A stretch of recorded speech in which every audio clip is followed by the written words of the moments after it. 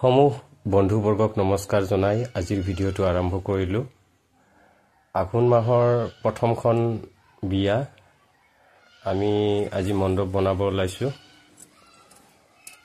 কলৰ গছ আৰু নাৰিকলৰ পাত আদিৰে আজিৰ মণ্ডপটো তৈয়াৰ কৰা হ'ব।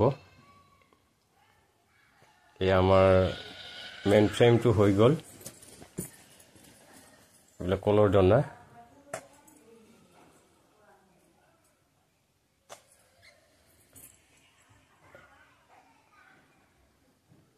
আমিও ইমান এক্সপাৰ্ট নহওঁ যদি মাজে মাজে এইবিলাক কাম কৰোঁ। মিনিমাম 100 অফ ডিজাইনছ কলগছৰে বনোৱা আছে আৰু নাৰিকলৰ পাতেৰে বনোৱা হয়। কাৰোবাৰ বিয়া, অন্নবচন, তুলনি বিয়া আদিৰ বাবে গেট, মণ্ডপ, কইনা বহা ইত্যাদি ধৰণৰ কাম কৰা হয়।